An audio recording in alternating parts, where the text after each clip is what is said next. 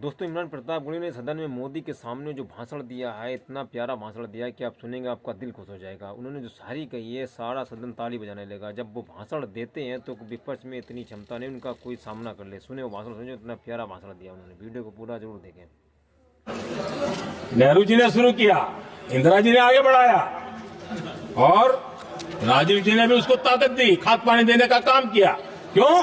संविधान के साथ खिलवाड़ करने का लहू उनके मुंह लग गया। पिछले 11 साल से नेहरू जी को कोस रहे हैं, आखिर कब तक कोसिएगा?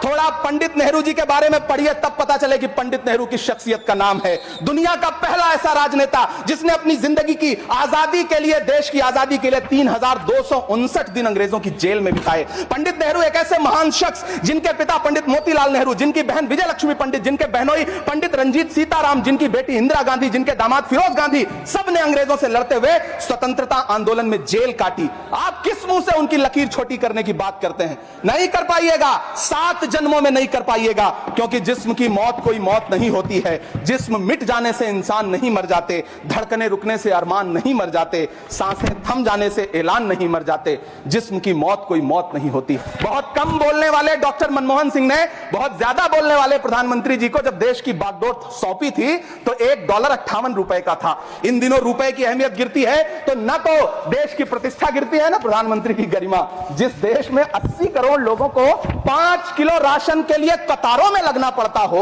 उस देश में यह सरकार 12 लाख तक के टैक्स न लेने के लिए अपनी पीठ थपथपा रही है। इस सरकार का बाजार और महंगाई पर कोई नियंत्रण नहीं रह गया है। चाहे देश में लहसुन 400 रुपए किलो बिक जाए, टमाटर 100 रुपए किलो बिक जाए, प्याज का दाम सुनकर आंखों में आंसू आ जाए, लेकिन वित्त मंत्री महोदया बजट में महंगाई का मां भी नहीं बोलती हैं। आखिर कौन सी नफरत है? यह मुल्क हमारा भी है, इस मुल्क की मिट्टी में हमारा भी खून पसीना शामिल है।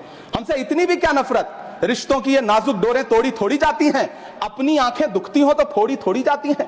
सभापति महोदय, मैं तो वित्त मंत्री जी से पूछना चाहता हूं आपके माध्यम से कि शायद आपको पता ही नहीं है कि गृहस्थी चलाने वाली एक गृहिणी की मुश्किलें क्या क्या होती हैं। आपने कभी सोचा भी नहीं होगा कि जब वो किचन में सब्जी बनाने के लिए कड़ाई में तेल डालती है तो उसके साथ उसके आंसू भी गिरते हैं। सभापति महोदय, शायद उन्हें पता भी ना हो कि एक छोटी सी गाड़ी और एक छोटे से फ्लैट का EMI भरने के बाद इस देश का एक गरीब इंसान जब अपने बच्चों की फीस भरने के बारे में सोचता है तो उसे कितनी खुशियों का गला घोंटना पड़ता है। शायद उनको पता भी नहीं है कि फसल बेच करके बिटिया की शादी का सपना सजाने वाला किसान जब अपनी फसल बर्बाद देखता है तो कितनी रातें सो भी नहीं पाता है। सभापति महोदय, शायद वो कभी इस पीड़ा को समझ ही नहीं पाएंगी कि परिवार के किसी एक सदस्य को कैंसर जैसी बीमारी हो जाए तो घर और जमीनें गिरवी रख उठती हैं, लेकिन इलाज नहीं हो पाता। हुकूमत इस कदर आवाम पर एहसान करती है, ये आंखें छीनती है और चश्मे दान करती है। सभापति महोदय, महाराष्ट्र का भिवंडी हो, मालेगांव हो, इचलकरंजी हो, यूपी का बनारस हो, मुआयमा हो, मुबारकपुर हो, रांची का छोटा नागपुर हो, बिहार का भागलपुर हो, हर जगह बुनकरों की उम्मीदें तोड़ रही हैं, लेकिन इस सरकार के पास उनके लिए कुछ भी नहीं है।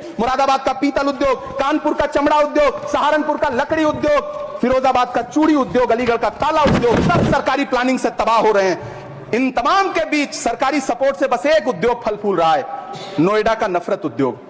सभापति महोदय, जिस देश में 40 से 45% मेडिकल फैकल्टी की सीट खाली हो, वहां बजट में 75,000 नए मेडिकल सीट्स का ऐलान हो रहा है। सरकार बहादुर, कम से कम इस देश के पढ़े लिखे युवाओं को तो मूर्ख समझना बंद करिए। वो अब तिजारती पहलू निकाल लेता है। पहले 7500 मेडिकल सीट्स बाद में बनाइएगा, पहले जो एम्स में 2161 पद खाली पड़े हैं उनको तो भर दीजिए। वो अब तिजारती पहलू निकाल लेता है। मैं कुछ कहूं तो तराजू निकाल लेता है। मैं इसलिए भी तेरे फन की कदर करता हूं तो झूठ बोल के आंसू निकाल लेता है। सभापति महोदय, फिर झूठ आया है, मैं उसे मिथ्या कर दे रहा हूं। शायरी में बार बार आ जाता है, क्या करूं।